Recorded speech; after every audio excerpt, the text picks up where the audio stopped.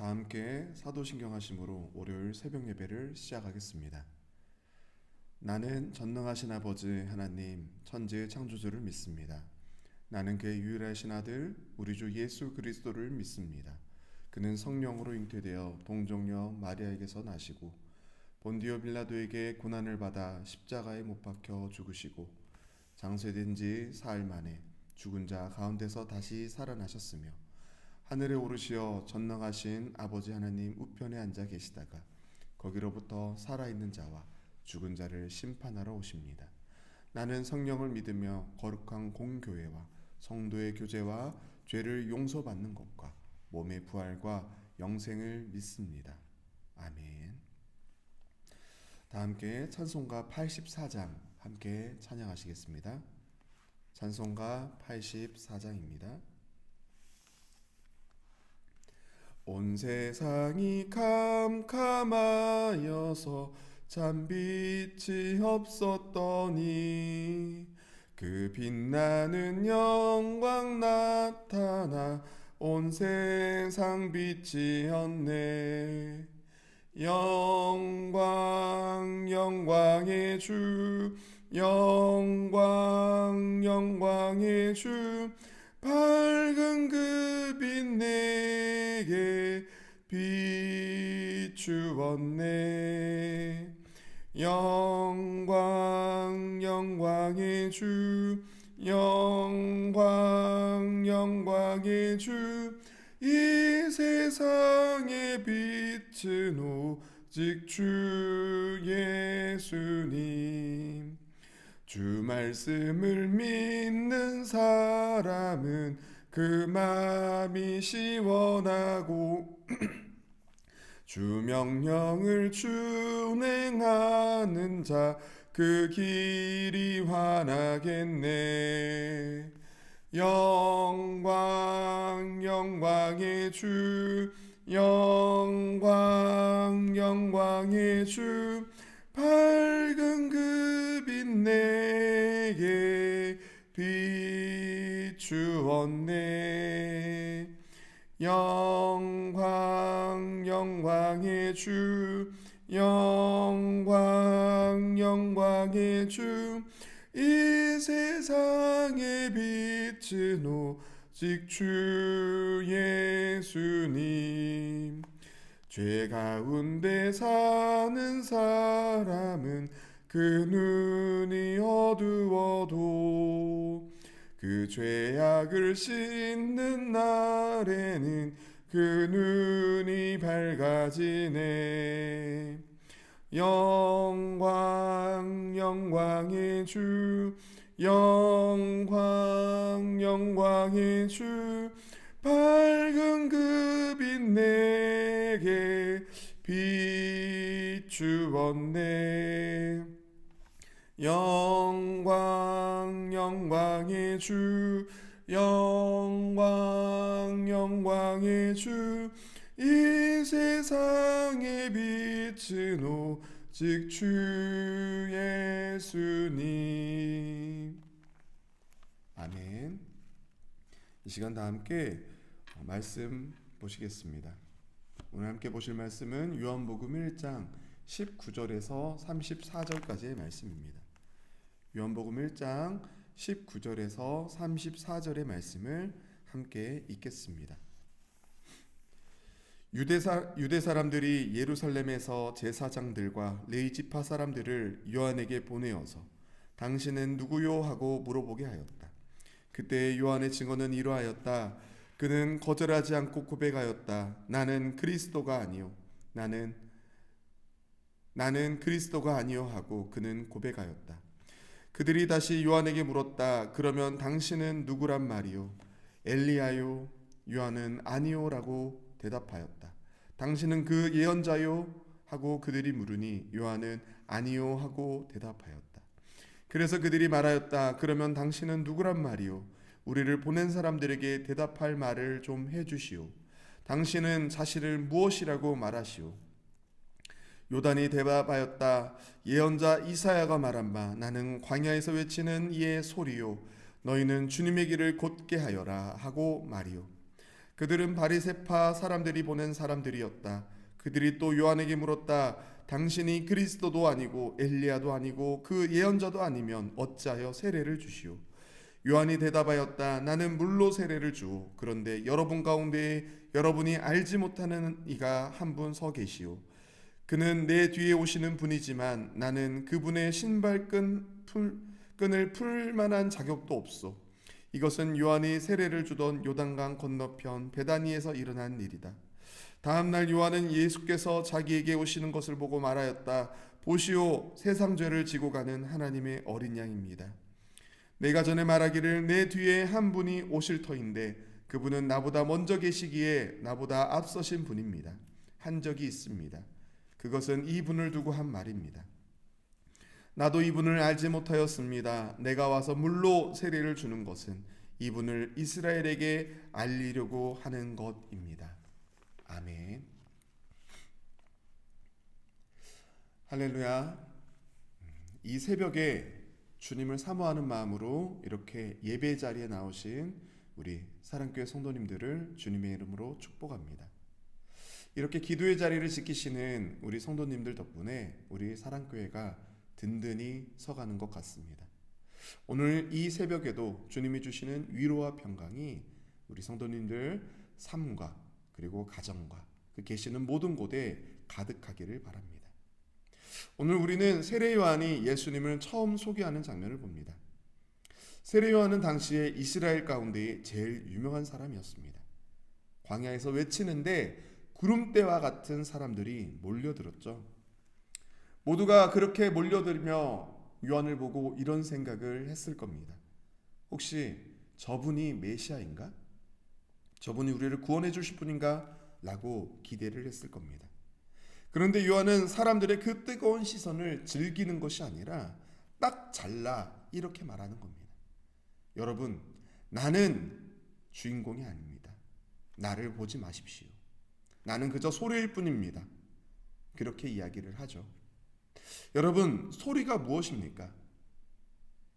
소리는 어떤 음성, 그런 거겠죠. 그런데 그 소리는요, 제가 이렇게 말하는 것처럼 들리고 들려지고 뜻을 전해지고 그 소리는 사라지게 됩니다. 요한은 자신이 사라지고 오직 예수님만 드러나기를 원했다는 겁니다. 그러면서 손가락을 들어 자신을 가리키는 것이 아니라 예수님을 향해 가리키며 이렇게 외칩니다. 보라, 세상 죄를 지고 가는 하나님의 어린 양이로다. 오늘 이 새벽 우리의 시선도 그 세례 요한의 손가락을 따라 예수님께로 향하기를 원합니다. 우리가 가지고 있는 세상의 근심, 걱정, 그리고 또 우리 안의 아픔들, 그것에 눈을 돌려서 오직 주님만을 바라보는 시간이 되시기를 바랍니다. 요한은 예수님을 어린 양이라고 지금 이야기를 했습니다. 우리 사랑교회 성도님들께서는 이 어린 양이라고 하면은 떠오르시는 게 있으실 겁니다. 네, 이스라엘 백성들이 그 애굽에서 그 마지막 날 밤에 10가지 이적 중에 마지막 날 밤에 죽음의 사자가 덮쳤을 때에 먹었던 양이죠. 죽음의 사자가 에집트를 다 덮었습니다. 그것은 에집트나 이스라엘 백성이나 상관없이 모두에게 온 이적입니다. 근데 그 가운데에 이스라엘 백성들은 살아남았습니다. 어떻게 살아남았습니까? 그들이 착한 일을 해서요? 그들이 돈이 많아서요? 아니죠. 오직 그들은 그 하나님의 말씀을 따라 문설주의 어린 양의 피를 바름으로 말미암아 그 죽음이 넘어간 겁니다. 그 방 안에는 어떤 사람이 있든 상관하지 않았습니다. 그 방 안에는 떨고 있는 사람이 있든 믿음이 좋든 나쁘든 상관하지 않고 하나님의 말씀대로 그 어린 양의 피가 발라져 있는 그 집은 하나님의 천사가 그냥 넘어가신 겁니다. 하나님이 그때 보신 것은 딱 한 가지였습니다. 어린 양의 피가 그 집에 있냐 없냐였습니다. 우리가 평생 예수님을 믿어도 우리는 때로는 내가 천국 갈 수 있나라는 그런 의심이 들 때가 있습니다. 왜 그러죠? 우리의 연약함 때문에 그러죠.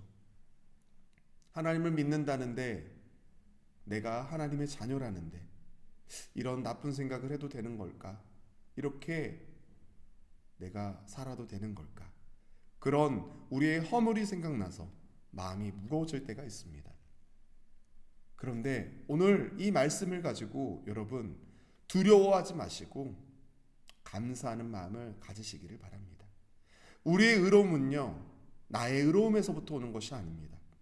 예수 그리스도의 피의 공로로 말미암아 우리가 구원을 받은 것이지, 우리가 의로워서도, 우리가 잘나서도 우리가 구원을 받은 게 아니라는 겁니다. 유월절 어린 양 되신 예수님이 십자가에 흘리신 그 피로 우리를 덮고 계시기 때문에 그 은혜로 말미암아 우리가 이렇게 하나님의 자녀된 의인된 삶을 살게 된 것입니다. 또 오늘 본문의 요한은 예수님을 향해 세상 죄를 지고 가는 어린 양이라고 했습니다. 그냥 가시는 게 아니라는 거죠. 세상 죄를 지고 간다고 하십니다. 지고 간다는 게 무엇입니까? 무거운 것을 짊어지고 무거운 짐을 덜어가지고 멀리 치워버린다는 뜻 아닙니까? 구약 레위기를 보면은 대속죄일이라는 특별한 예식이 나옵니다. 그때에 대제사장이 염소 한 마리를 끌고 와서 그 머리에 두 손을 얹고 백성들의 모든 죄를 고백합니다. 그러며 하나님, 우리 백성이 거짓말을 했습니다. 우리 백성이 미워했습니다. 우리 백성이 불의했습니다. 때론 우리는 우상을 섬겼습니다. 그렇게 염소 머리에 손을 얹고 기도를 하고 그렇게 함으로 인하여 백성들의 모든 죄가 그 염소에게로 다 넘어가는 겁니다. 그리고 그 염소는 어떻게 합니까? 사람이 살지 않는 광야 아주 먼 곳으로 내보냅니다. 절벽이 있는 곳으로 그 양을 몰고 가서 그 절벽에서 떨어짐으로 그 양을 보지 않게 된다라는 겁니다.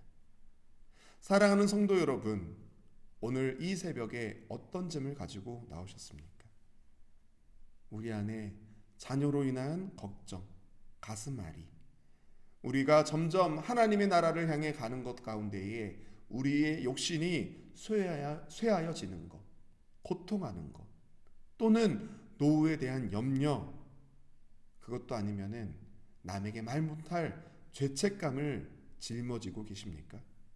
그 무거운 짐을 홀로 지지 마시고 끙끙대지 마시고 우리 예수님이 십자가를 지시고 골고다 언덕에 오르실 때에 우리의 짐 역시 그 십자가에 지셨다라는 것을 기억하심으로 이제는 걱정과 두려움이 아니라 감사와 기쁨의 평안의 고백을 하시는 우리 성도님들이 되시길 바랍니다.